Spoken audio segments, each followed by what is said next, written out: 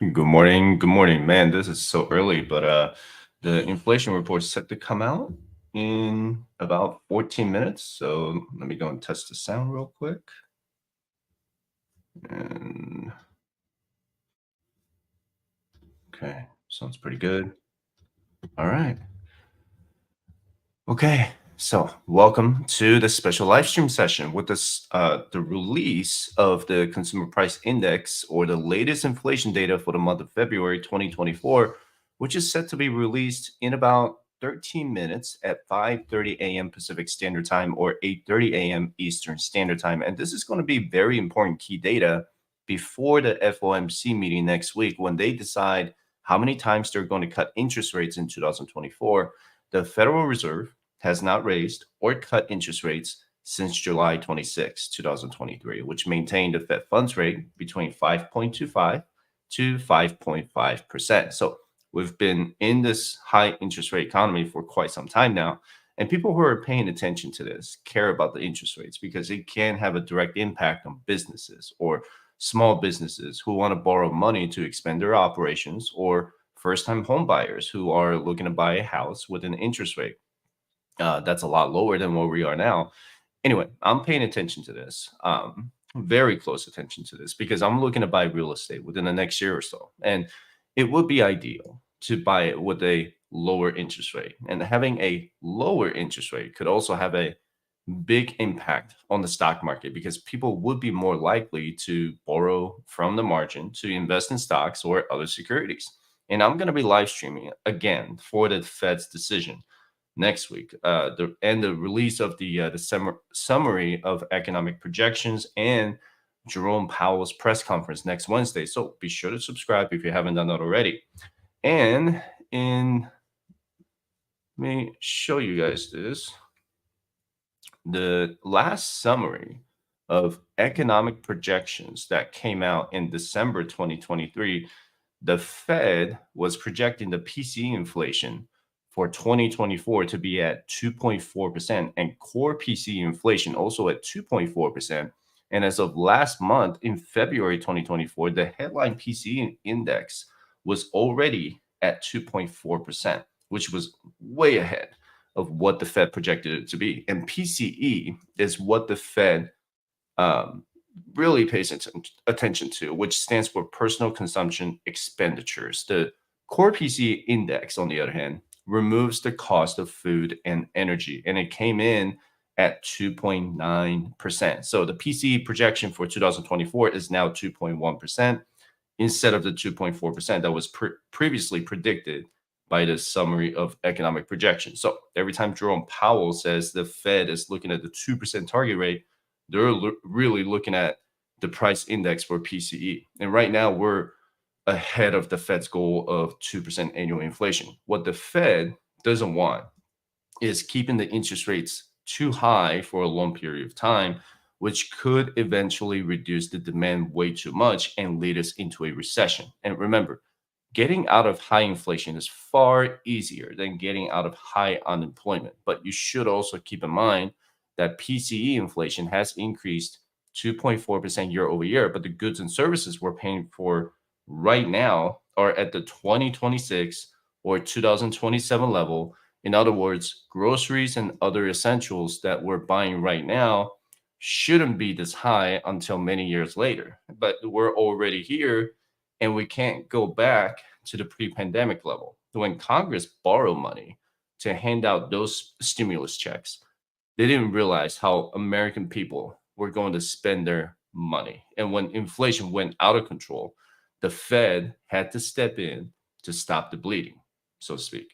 And speaking of unemployment, the US economy added 275,000 non farm payroll jobs, but the unemployment rate increased from 3.7% in January to 3.9% in February. At the same time, wages increased only 0.1% on a monthly basis, which was slower than the 0.2% that was originally projected. The stock market reacted actually really well to the wage growth because it was slower than expected. The labor force participation rate remained at 62.5%, and the average weekly hours worked increased from 34.1 to 34.3. And this is where all the jobs went in February. Healthcare and social assistance continue to boom in 2024 with over 90,000 jobs as more baby boomers continue to retire from the workforce. Stocks in the healthcare sector are something that I've been paying attention to. Leisure and hospitality saw another huge increase of 58,000 jobs, and food services and drinking places alone, like bars, added over 42,000 jobs. And the government sector is not surprising at all. And if you've been watching my CPI live stream every single month for the past year, you know that the government jobs in the federal, state, and local sectors are still in high demand. However, many of those jobs remain vacant because not enough people are applying for them. For example, the IRS still hiring agents, but they can't fill those positions because there are just not enough accountants. And people in their 20s don't see the accounting field as something attractive. So, state government jobs, and specifically in the construction and IT sectors, are still hiring a lot of people. So, if you're someone who's looking for a federal government job, check out usajobs.gov, and they're going to have a list of jobs and remote work available in your area. And I got to tell you, some of the benefits they come with are pretty awesome. And I know this is this because a lot of my clients are in the public sector. And if you're interested in joining my private client program, you can sign up for the first session with me for absolutely free by visiting firesightchat.com/coaching. Let's take a look at the CME Fed Watch tool here. For next week's interest rate decision, they're projecting the Fed to maintain the interest rates where it is now. And it's funny that there's a 3% chance of cutting 25 basis points. And I would be extremely, extremely shocked if they decide to cut interest rates at all. And that would be a significant, there's going to be a significant reaction in the stock market if that happens. Okay. Now, don't think that cutting interest rates early is actually a good thing, because that could mean that the Fed is seeing something that we might have missed. We might be seeing a sign of economic weakness for the rest of 2024. And that's not a good thing for the overall economy. So if you're looking to lock into some high interest rates because you're getting ready to retire, products like CDs, you still have time to do it now. But if you're still working and the Fed decides to cut interest rates now, that could be a sign of weakness and something that you need to pay attention to. And it would be a good time for you to boost your cash reserve if you don't think you could survive another round of layoffs. Okay. Now let's take a look at May here. That is still March. 1 second here. Okay. So when you go into May, it looks like there's going to be a 14% chance that they're going to cut interest rates. So a lot of us don't think that the interest rate cut will really happen until June, but they're not going to do it like right away. They're not going to cut 100 basis points in 1 month. Okay. And they're looking to cut interest rates by maybe 25 basis points, a little bit at a time, because like Jerome Powell said, they don't want to flare up the economy right away and people start spending money like crazy and then have inflation go right back up, right? In July here, we're looking at more of a 4.75 to 5% with a 40% chance. So that's a 50 basis points rate cut going from now until July, right? And then if you go into September, November, so next week's Fed's meeting, we're going to see what the latest summary of economic projections is going to say and how many rate cuts we might see. We might only see 2. Now, there's a good chance that we don't see anything at all. If the economy continues to be strong, continues to add jobs, we might end up seeing a high interest economy all throughout 2024. So we'll see about that, right? And inflation projection for today is 3.1% for headline CPI and 3.7% for the core CPI. So, and the month over month increase is 0.4% for headline CPI and core CPI at 0.3%. So it's going to be the same from January to February. That's the projection anyway. Let's see. The Powell, it might signal the Fed to just maintain that interest rate where it is now, and it's pretty obvious. I don't think they're going to cut interest rates at all next week, but there can always be surprises. When you look at what Jerome Powell said last week at the meeting, or it was at the Congress when he was testifying in front of all the congressmen and women, he reinforced his position, right, that the Fed is not ready to start cutting interest rates just yet. And like I said earlier, he didn't say this, but the American people are still spending money like the high interest rate economy doesn't exist. And I don't know if you guys watched this testimony on Capitol Hill, but the questions those people in Congress asked were just stupid. And they had almost nothing to do with the Federal Reserve. And I feel like some of them don't even understand their jobs. The fiscal policy is the responsibility of the government, while the monetary policy is the responsibility of the Federal Reserve, right? With Jerome Powell, it just became an argument between the Democrats and the Republicans that had nothing to do with the monetary policy. And it was really, really annoying to watch. But anyway, the Fed is holding off on the interest rate cuts because they don't want inflation to flare up again. Think of it this way. How many people do you think are waiting for the interest rates to drop so they can go shopping for a house? And how many businesses do you think are waiting for the Fed to cut interest rates so that they can borrow to expand their businesses? And if the Fed cuts interest rates today, the PCE inflation could go right back up to 3% or 4% in a few months, possibly. They have to be very careful that because they don't want to trigger a hard landing that triggers a recession or spike the unemployment rate from 3.9% to 4.5 or 5%, right? The problem is still housing affordability in this country because the average Americans can't afford a $400,000 house with a 7% fixed interest rate.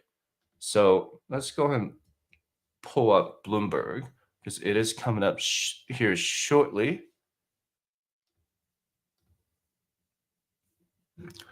If you're just tuning in, I really appreciate you guys being here. Let me know where you guys watching this from. I'm on the West Coast, so waking up at 4:30 a.m. to get this live stream prepared is a little early.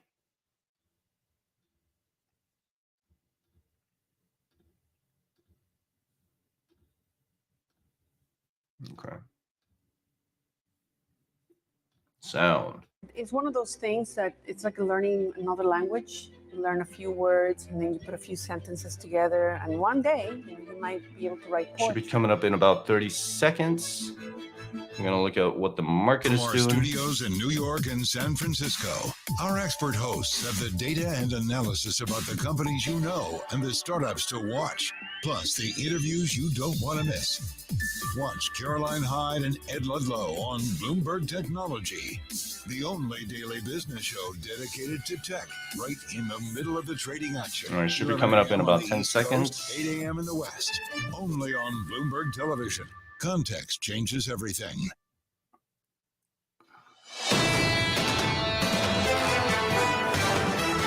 US inflation data just around the corner. The scores going into that information look like this. On the S&P 500, negative, or rather positive, by 0.2%. On the NASDAQ 100, up by 0.5%. In the bond market, 2-year, 10-year, 30-year, shaping up as follows. Yields lower, negative by 2 basis points on a 10-year, 4.08% on a 2-year. Not a bad one. It's It's 3.2%. CPI in America might and look it is 3.8% for Let's CPI. play hot or not, and it does look like we are hot because CPI comes in on a month-over-month basis up 0.4. Yeah, it's not good. Comes in up 0.4. The forecast was for a 0.3 rise, pushes up the year-over-year CPI to 3.2%. Now that is probably energy-related, gasoline price-related, but we will check the numbers as they come in. But the core rises or actually comes down to 3.8 from 3.9, but that's above the 3.7 consensus. So at this point, it looks like we have a little bit stronger core numbers than anticipated, and we'll just have to look and see where that inflation came from. Looking for a bigger shift lower in core, did not get it. Equities look like this on the S&P 500, pulling back just a touch. They were positive going Just into a the print touch. by about No, a it's 1/4 pulling back pretty good right now just now. about unchanged on the S&P 500. We're positive still by about 0.2% on the NASDAQ 100. A clearer move in the bond market. Yields were coming in a couple of basis points on a 10-year, now up a single basis point to 4.1%. These aren't major moves, up about 2 basis points to 4.55, 4.56 on a 2-year. You have to think about where we were 2 Mondays. Yeah, so I'm just looking at the report right now. It is a 3.7% instead of 3.8% core CPI instead of 3.7. Headline CPI came in at 3.2 instead of 3.1. And it looks like the shelter, airline fares, motor vehicle insurance, that's been a problem for a while, apparel and recreation all increased month over month. Shelter still increasing. Energy rose. Wow. Oh, yeah. It looks like energy is one of the contributing factors too. Oh, big difference there. Food, everybody keeps an eye on food prices because we all got to pay that. And for the month, we saw food prices flat, which is a bit of a surprise. There was an expectation they might rise some. But I think in the core, the 2 biggest things that affected the core were used cars. They were up for the month by 0.5%, which is in contrast to the 3.4% they declined in January. So a big change there. And then what we're seeing for owner's equivalent rent is that we have seen that come down a little bit. It's up 0.4 compared to 0.4 for rent. So the divergence that we saw in January has gone away. I'll look for some other big movers, but it looks like used cars played a big role, energy played a big role, and food did not, which is a bit of a surprise. I'm struck by the market move right now. I'm just watching as people shrug this off, essentially. You're seeing 2-year yields reverse a lot of the earlier move. And I'm looking at this and trying to figure out why, Mike, because right now we're seeing the inflation surprise comes from a different place every month. Last month, it was OER. It was owner's potential equivalent of rent. Now we're looking at used cars. Why isn't this being viewed, at least by the market? Can you figure out as something that is stickier and multifaceted versus just simply noise on the disinflationary trend downward? Well, that may be why, because we're seeing a lot of things go up one month, down the next month. And so it's not a consistent pattern of inflation in any particular area. And since it, yeah, so I'm looking at the CPI report right now. You don't know. Some of these things share are that screen pretty with volatile. you here. We'll come back to Bloomberg in a little bit, but yeah. So right now we're looking at a beat. Well, not pretty hot CPI for February. So what that means is, if you're brand new to this, people are still spending money, a lot of money, and shelter prices are still going up. So let me go ahead and show you what it says here. So yep, 3.2% instead of 3.1. What I want to pull up here is the month over month increase. This is the summary page. If you go to page the first page, if you look on the far right side, I'm going to go ahead and highlight it here. Let's see if I can draw. Oh, well, thanks. Okay, so there you go. All right, so if you look at February, that's going to be the month over month increase. Okay, so if you can't see it on your mobile screen, YouTube will allow you to pinch on the screen, and you can just crop my face out, and you can just take a look at the numbers if you want to. All right, so it looks like food is flat. That's good, I guess. Food at home and away from home is just no increases at all at 0.0%. Energy went up. Commodities went up by 2.3%. I did talk about this at the last month's live stream, that it could potentially go up due to winter months, right? I'm in Vegas, so it's not much winter here. It was like 75 degrees yesterday. Not that I'm bragging. Gasoline went up. Well, significantly. If you take a look here, 3.8%. The prior months was all -3, -0.6, -4, -4.3. So it looks like gas went up again by a lot. 3.6, 3.8% for fuel oil. Energy services, electricity went up by 0.8%. And just keep in mind, 3.8% in 1 month is significant. So don't think that that's not bad, but it is very, very significant. Let's see, utilities went up by 2.3%. So it looks like the energy sector went up significantly. That's why we got the 3.2%. I'm sorry, 3.2% as opposed to 3.1. Wow. New vehicles went down, but the used vehicles went up by 0.5%. Wonder why. Apparel went up by 0.6. People are buying clothes like crazy, apparently. And shelter went up by 0.4, which is less than 0.6 the month prior, but it is going up. And this is the year-over-year increase. If you look on the right side, that's going to be the 12-month adjustment, 12-month increase or decrease from February 2023 to February 2024. Transportation services went up again, 1.4. That makes sense. Okay. All right. So, yeah, food, flats. I am curious about energy. So, energy index increased by 2.3% after declining 0.9%. And the gasoline index increased 3.8%. So, yeah, gas prices went up significantly. And okay. So I wonder if that has to maybe something to do with the. No, I don't want to speculate. Okay, so food and energy, we got that.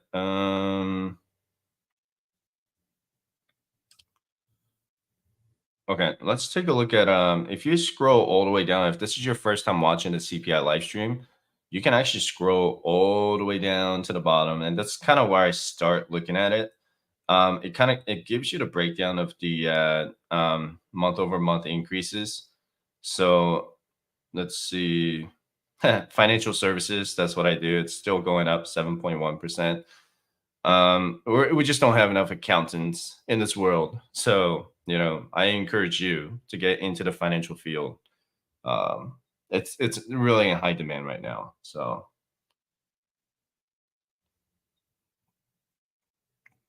okay. Education went up. Let me scroll up just a little bit. I am curious. Okay, so motor vehicle is still going up 6.7%, and airline fares are going down by negative 6.1%. But I am curious about where it is on the month over month. Let me scroll way back up here. Sorry. Okay, there we go. So month over month, transportation was significant at 1.4%. Apparel. Yeah, so the vehicle insurance is still crazy right now, still going up. If you shop around for car insurance, it'll probably save you like 30, 40 bucks if you can. Just get as many quotes as you can. My car insurance bill went up by about 24% year over year, which is ridiculous, really ridiculous. And I'm paying every 6 months instead of every month. And supposedly I get like a 15% discount, right? 15% discount from the 24% increase, I guess. Let me see. I am curious about energy. Okay, motor vehicle insurance. Yeah, wow. Insurance is still going up 0.9% month over month. I know that's something that I've been covering on the CPI live stream, but it is still going up like crazy, man. Month over month increase, even 0.1 it's momentous. So leased cars and trucks went up. Car and truck rental went up by 3.8%. So I wonder why that is. I wonder if people are traveling more because the airline fees are going back up again. It's always a good time to lock into the airline fares around January and February because those are the months that people don't travel as much because they all just got back from the holidays, right? So it's always a good time to do it.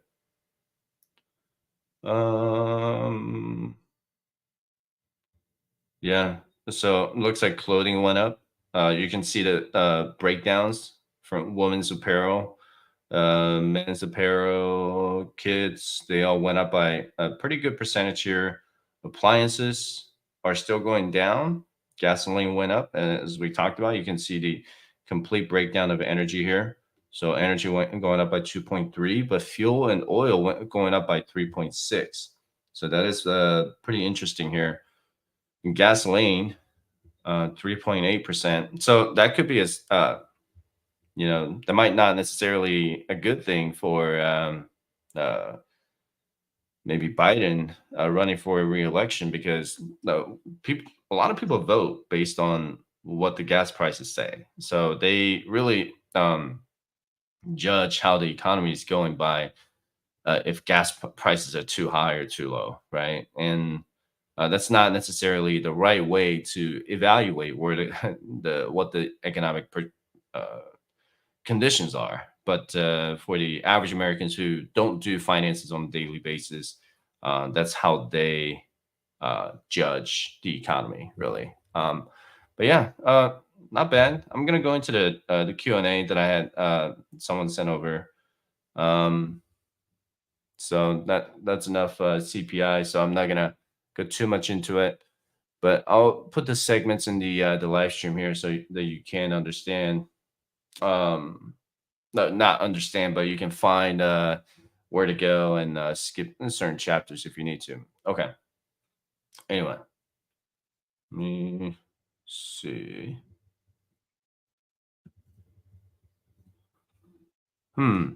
Why do you prioritize HSA over Roth IRA? Okay, so the reason why, okay, so you probably downloaded my resources recently. The reason why I prioritize HSA over Roth IRA, HSA has the tax advantages, like the combination of a traditional IRA and a Roth IRA. So Roth IRA, you have to pay taxes on it right now, right? Now it comes out of your checking account, and the government assumes that you already pay taxes on the money that you have in your checking account.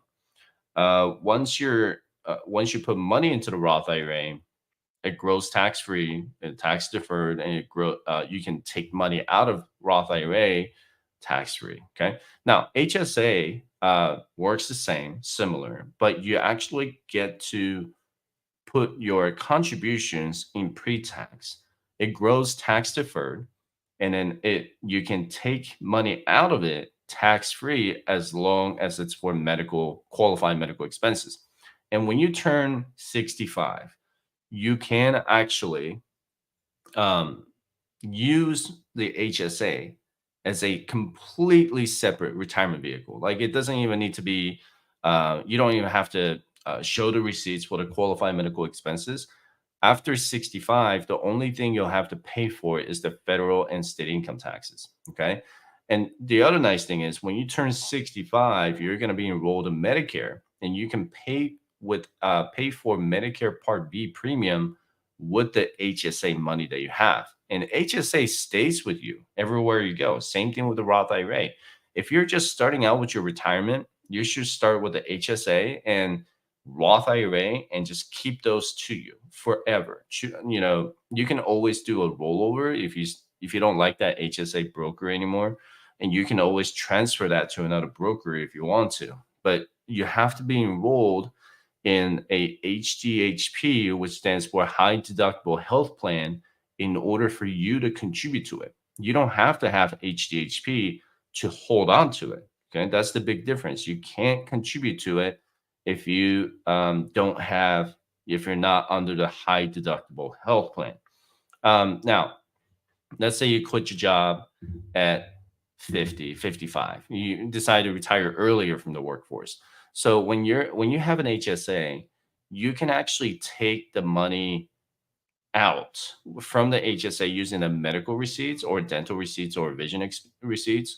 Say if I spent $200 on the contact lenses today, and I save that receipt from 2024, and I say I want to use it in 2044, just reimburse myself 20 years from now, because there's no expiration date on the receipt reimbursement. So a lot of early retirees actually end up using HSA as a income source for early retirement. So it's really a neat trick to do it. I love the HSA. I do prioritize HSA. I always max out my HSA every year, and I'm under the family plan.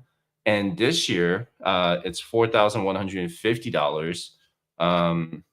And next, I'm sorry, the family plan is $8,300. So let me show you this HSA calculator here, and it's pretty. You can download this retirement calculator on my website. It's firesetchat.com/resources, and showing just kind of showing you the individual HSA history here. I'm going to show you that instead. Actually, you can do the calculator on your own. HSA came out in 2003 under President Bush, and it became effective in 2004. Okay, so if you're under the individual plan, it started with 2,600, and then later on it's 55. It was 5,150 for the family plan. Just keep in mind that individual plan or the family plan doesn't necessarily double the amount of the individual plan. So like last year it was 3,850. Yeah, it was like $3,850 for the individual plan, but the family plan was 7,750. So it wasn't exactly double. Okay.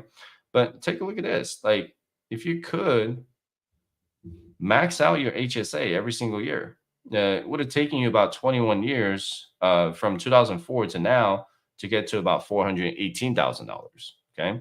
Now, when you get to the rest of it, if you go to maybe like age 60, 65, that's over 1.2 million in the HSA.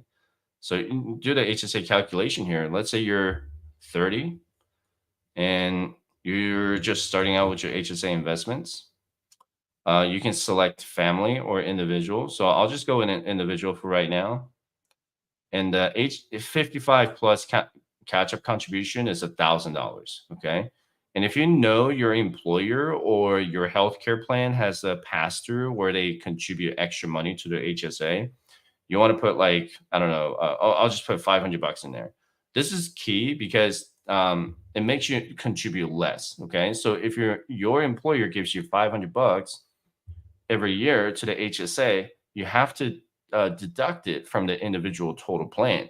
So if the total plan is 4,150 right here, right? Then over here for the employer total, you can only contribute up to 3,650. Make sense? Okay.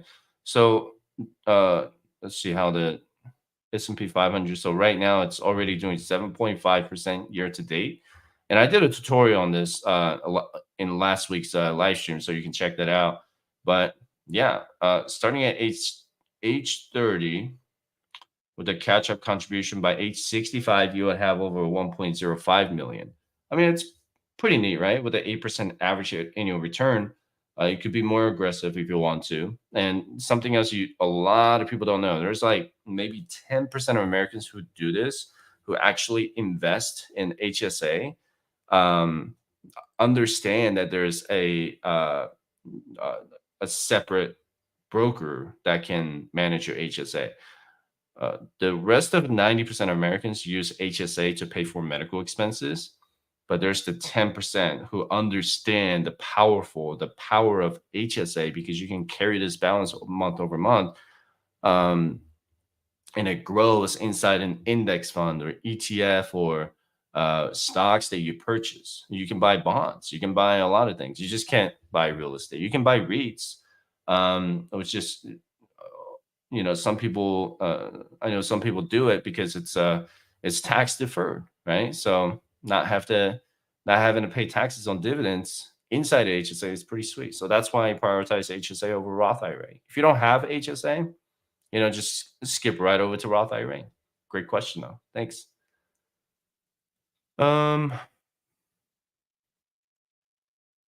Okay. Do I lump sum invest or dollar cost average? What's better? It really depends on what account you're asking. Okay. I do both. I do dollar cost average and I do lump sum investing. For example, I do lump sum investing with my Roth IRA. So at the beginning of every year, January 1st, I do my Roth IRA conversion. This year I did 7,000. I just put 7,000 into traditional IRA, and then I backdoor convert to Roth IRA, and then I just invest all of that into it. Okay. 401k or HSA, those are all dollar cost average for me.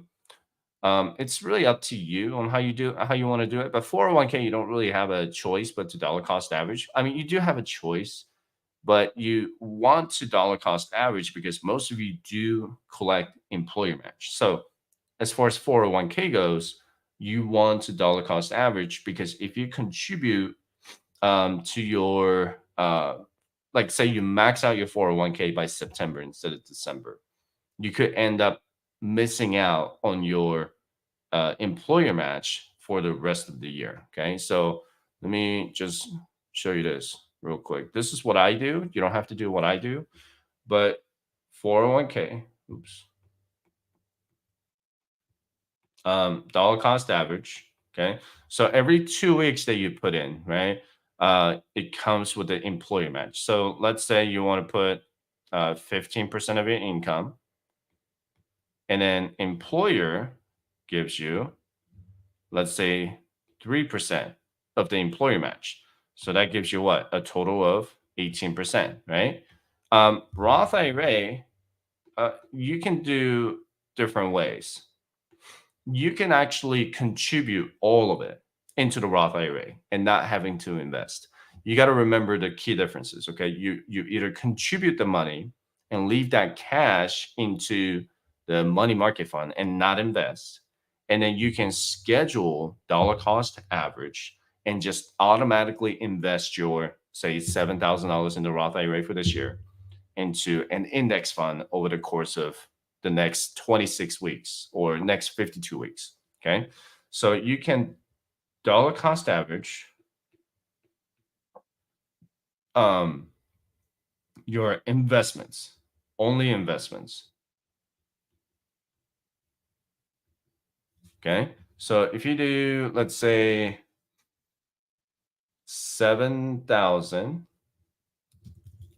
divided by, if you want to invest every single week, 52 weeks, and that would be $134 and I'll round it up, 62 cents every single week. Okay. And if you want to do, let's say, biweekly, you just multiply by 2, right? So that would be 269.23 every 2 weeks. Okay.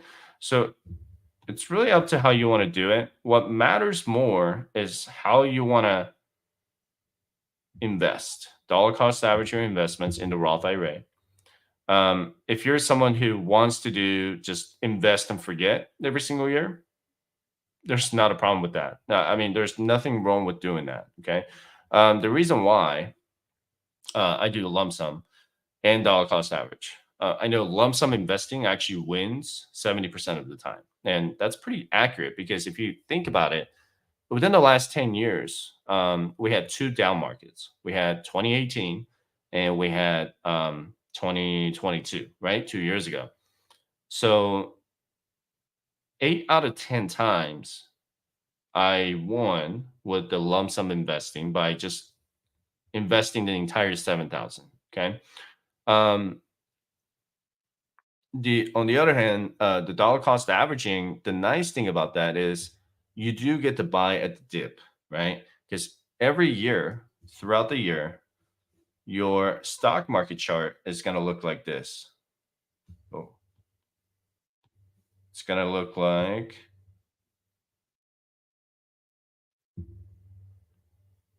okay. So it's always going up, right?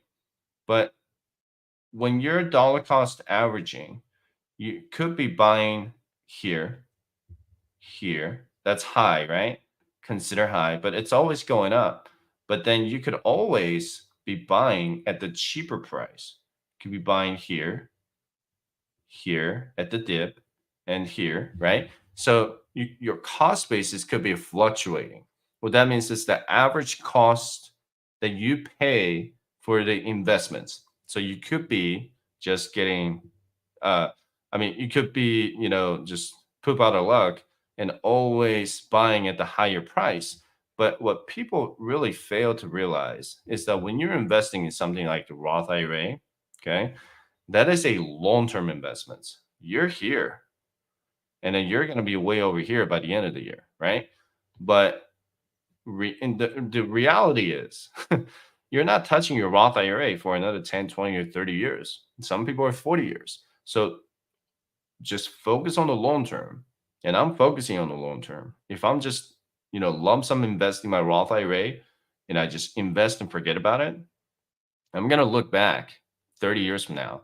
I'm like, well, that was a good investment, right? So when the S&P 500 was only 5,100 points, 30 years from now, it's going to be like 200,000, maybe, 500,000 points. Who knows where it's going to be? But it's always going to be going up, historically speaking. So, but yeah, that's how I really look at it.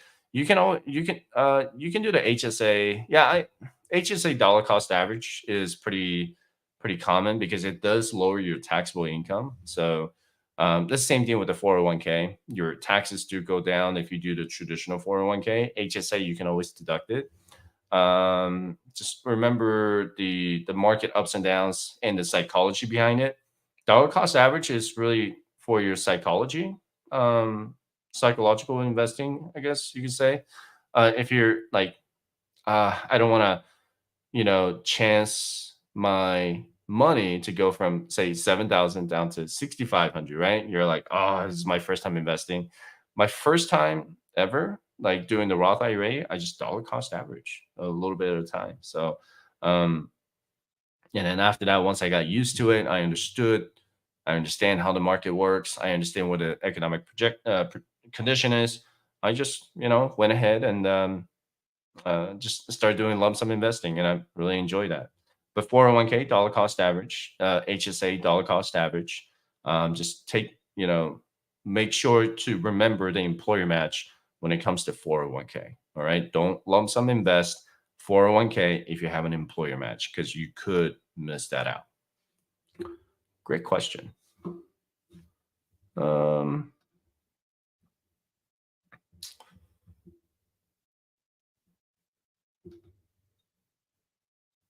Oh yeah, this is being live streamed to Instagram too. If you want to follow me on Instagram, same thing, fireside chat. Okay, I'll do a couple more questions.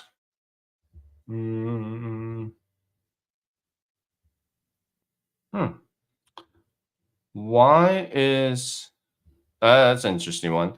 Why is the marginal tax rate going up from 12% to 22%? If I'm making $100,000 a year as a single guy, why do I have to pay 22% instead of 12%? So when you say marginal tax rate, and if I'm reading a question correctly, you have to remember that they're tax brackets, right? So you don't just go, you don't pay 22% of your $100,000. You pay a certain portion of your income from 10%, 12%, and then to 22%. If you're a single person, you're going to pay more taxes than those who are a head of household or married couples filing their taxes jointly. Okay. You have to keep that in mind. There's a tax bracket. I'm going to show you. I'm going to try to find it right now. But remember that we're in the progressive tax system. If everyone paid 22%, that's the flat tax system, right? And we're not in that right now. And there's the regressive tax system that would be going to Target or going to a grocery store, and you pay a certain percentage of the sales tax.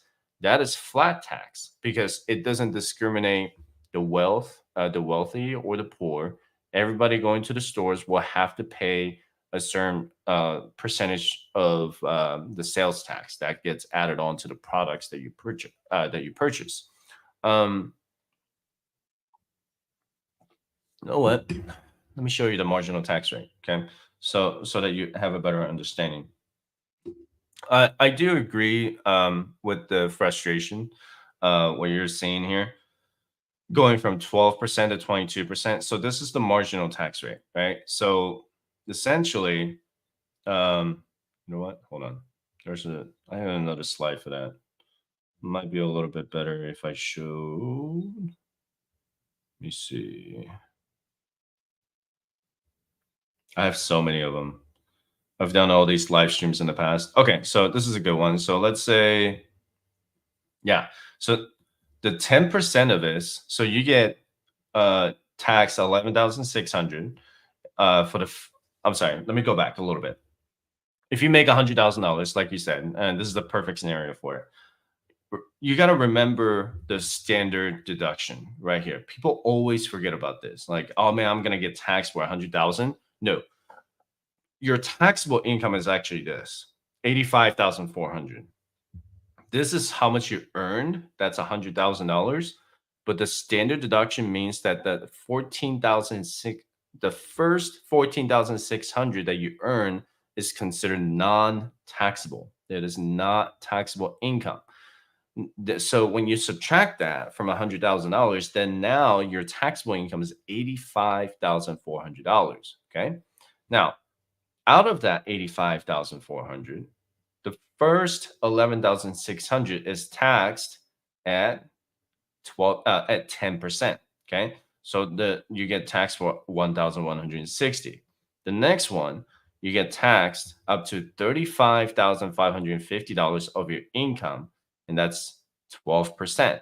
And the tax is 4,266. The next one is 22%. So when your income, well, this is up to, that's not correct, but I'll change that later on. But 22% of the remaining $38,250 is taxed at 22%. And this is the tax that you owe. And hopefully there's nope, that's about the TSP. So your marginal tax rate, that means that the highest tax rate that you're at, right? So that would be 22%. It doesn't mean that you're paying 22% of your total income, okay?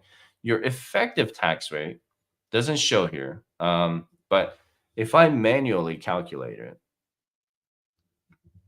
what your actual tax rate is, okay? So if you do 8415 right here, I'm gonna add these up. $8,415 plus 4,266 plus 1160. So you're paying a total of $13,841 out of, divided by, remember, 85,400. That's your adjusted taxable income. Make sense? Okay. So your tax rate is actually 16.2%. That's the effective tax rate. Your marginal tax rate is 22%. So 22% is the highest tax rate that where you are based on your current income, but your effective tax rate is 16.2%. I'm going to choose a different color here. It's all red, but 16.2% is what's called the effective tax rate. Okay. That's how much you actually pay towards the government. So 13,841, if you get paid bi-weekly, your paycheck should be $532. They're taking $530 out of your paycheck every 2 weeks towards the federal income tax. So keep that in mind. But why is it going from 12% to 22%? It used to not be like that. I don't know if you remember Trump. Oops, you know what? I forgot to erase that. Trump actually reduced the tax rates. This used to be the old tax rates here. It used to be 10, 12. Oh, that's not it. Yeah, it used to be 10, 15, 25, 28. Take a look at this. This is the old tax rates prior to 2017 here. And it changed to 10, 12, 22, and 24. So you can ignore that. So right now, this is where we are, 10, 12, 22, 24. And when the Tax Cuts and Jobs Act got passed, the tax rates went down from 25 to 22 and 28 to 24. Look at this, 15 to 12. So taxes significantly decreased starting in 2017. It might go back up because this is supposed to expire after 2025. After 2025, and if Congress doesn't they're like, oh, we don't want to extend Tax Cuts and Jobs Act. We're going to go back to the 10, 15, 25, and 28%. So I know most humans, we all have short-term memory on the things that happen almost on an annual basis, right? So, but yeah, good question. Just there are ways to reduce your taxes. I know $100,000 is a good problem to have, right? Especially for a single guy that you said yourself. Just there are ways to reduce your taxable income. There's HSA, take a look at it, and there's also the traditional 401k. You can reduce your income. If the standard deduction is already at 14,000, but if you want to donate, you can, but you have to exceed that standard deduction, right? So there aren't that many things that you can find to write it off as a single guy, but HSA and traditional 401k would be the first place to start. And then you can always find different things to maybe reduce your taxable income. But yeah, you're going to be at between 12 and 22% for the marginal tax rate based on your income. Could we go from 12 to 15% in the future? Possibly. Congress could say, you know what, let's go ahead and change the brackets from 12 to 15 to 22%. I agree. There's a huge gap. But if you look at once you go past 24%, it goes from 24 to 32%. So it's pretty clear that the government is kind of like, sectoring people in their 30% marginal tax rate, and then people in their 20%, and then people in, below the 12% marginal tax rate. But most people a majority of people actually pay a lot less taxes than they are, because when you make less than, say, $40,000 a year, right? I was showing you guys that earlier with the how much you make from as a single person. The first 11,600, that's 10%, and then the remaining for the $47,000 in income, you only pay 12%. But yeah, great question. Let's see. I'll take one more question. Oh, okay. Yeah. That's an easy question to answer. Let me read the question off real quick. I forgot about it. So, how do you get TSP prices directly updated on your resources website? The TSP website doesn't even update it daily. So the TSP website actually does update it daily, but you have to go into the historical price to extract that source. So if you guys ever go to my firesidechat.com/resources, this is where I get all of my where you can get all of my resources. And as a free member, it's called level 1 member. Okay, you get all of the free resources, and the first thing you're going to see is the TSP price tracker. Most of my clients are they have TSP of some sort, and the prices here actually updates automatically. There's a coding to it because it directly extracts the TSP prices from the TSP website.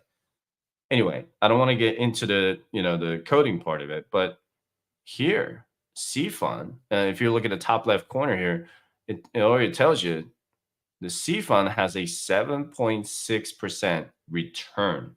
And I'm recording this video on March 12, 2024 right now. So it's already performing almost 8% return this year. S Fund is at 3.8%, and I Fund is doing actually pretty well with 4.6%. I'm actually really surprised. F Fund, never mess with it. I never do, but it is a fixed income fund, and it has not been doing very well in the last 5 years. But it's down negative 0.49%. And then G Fund, you got to log in and take a look at your TSP price, because if you have all of your money in your G Fund right now, it's only performed 0.8% year to date. Okay. And if you have a life cycle fund, it does tell you on the right side how much you're making so far. Let me go down. So you go all the way to 2065 life cycle fund. It's performed 6%. That's pretty good. So 2065, 60, 55, all the same. If you're in the life cycle fund, 2050, it's 5%.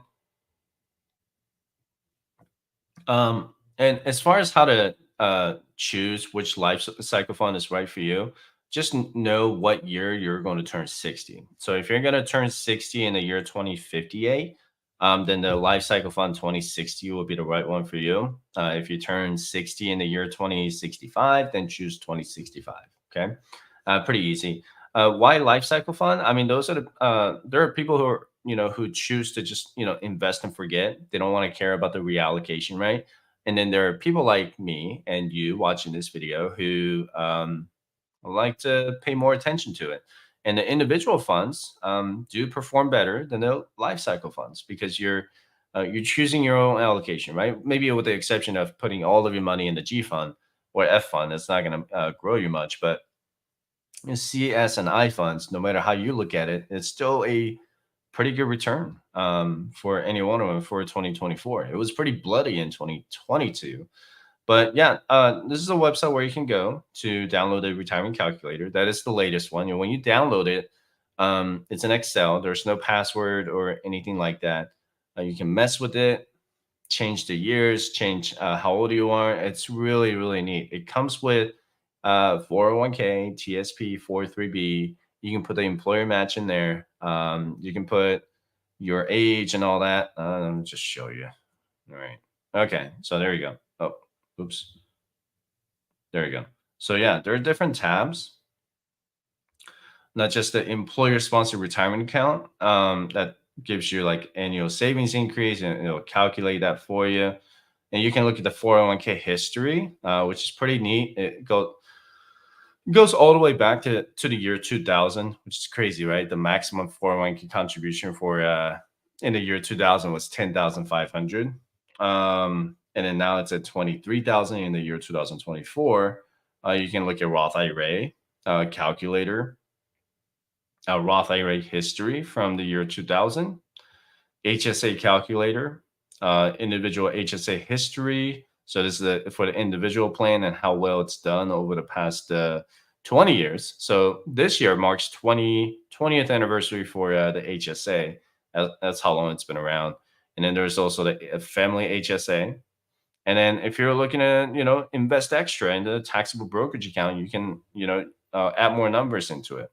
If you put, if I want to save $500 a month towards my early retirement, $6,000 a year, and the market is doing what? 7.6% so far this year. And I'm projecting 8% annual return. So let's say you're 30. Yeah, I mean, it tells you how fast it'll grow or how slow it'll grow, depending on how you look at it. By age 50, it'll have, this much money. By age 45, you'll have this much money.